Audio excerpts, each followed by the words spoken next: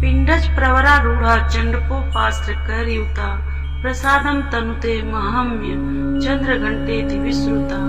देवी चंद्रघंटा माता पार्वती या देवी दुर्गा के 9 रूपों में से एक हैं और नवरात्रि के तीसरे दिन व्यापक रूप से देवी चंद्रघंटा की पूजा की जाती है। जो कोई भी भक्तगण इस रूप में देवी दुर्गा की पूजा करते हैं उनके जीवन में शाश्वत सुख और सफलता प्राप्त होती है।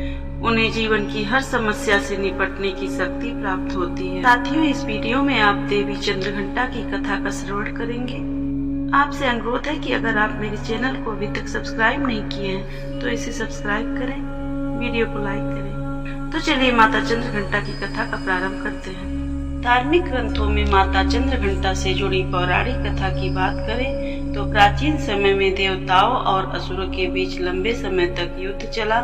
असुरों का स्वामी महिषासुर था और देवताओं के स्वामी इंद्र थे। महिषासुर ने देवताओं पर विजय प्राप्त कर इंद्र का सिंहासन हासिल कर लिया और स्वर्ग लोक पर राज करने लगा। इसे देखकर सभी देवतागण परेशान हो गए और इस समस्या से निकलने का उपाय जानने के लिए वह त्रिदेव ब्रह्मा, विष्णु और महेश के पास गए।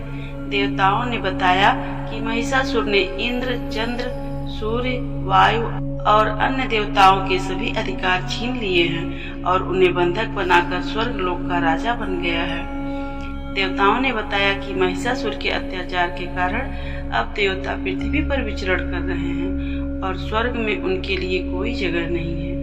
यह सुनकर ब्रह्मा, विष्णु और भगवान शंकर को बहुत क्रोध आया। तीनों देवता के क्रोध की कोई सीमा नहीं थी। क्रोध की वजह से तीनों के मुख से ऊर्जा उत्पन्न हुई और देवगणों के शरीर से निकली ऊर्जा भी उस ऊर्जा से जाकर मिल गई। यह 10 दिशाओं में व्याप्त होने लगी। तभी वहाँ एक देवी का अवतरण हुआ। भगवान शंकर ने देवी को त्रिशूल और भगवान विष्णु ने चक्र प्रदान किया। इसी प्रकार अन्य देवी देवताओं ने भी माता के हाथों में अस्त्र शस्त्र सजा दिए। इंद्र ने भी अपना वज्र और ऐरावत हाथी से उतारकर एक घंटा दिया।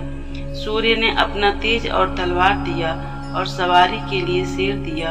तभी माता का नाम चंद्रघंटा पड़ा। अब देवी महिषासुर से युद्ध के लिए पूरी तरह से तैयार थी। उनका विशाल काय रूप देखकर महिषासुर यह समझ गया कि अब उसका काल आ गया है। महिषासुर ने अपनी सेना को देवी पर आक्रमण करने के लिए कहा। अन्य दैत्य और दानवों के दल भी युद्ध में कूद पड़े, लेकिन देवी ने एक ही झटके में दानवों का संहार कर दिया। इस युद्ध में महिषासुर तो मारा ही गया, साथ में अन्य बड़े दानवों और राक्षसों का भी संहार माता के द्वारा हुआ। इस तरह माँ ने सभी देवताओं को असुरों से मुक्ति दिलाई। साथियों, आशा करती हूँ कि आपको यह देवी चंद्रघंटा की कहानी पसंद आई होगी। जय माता दी।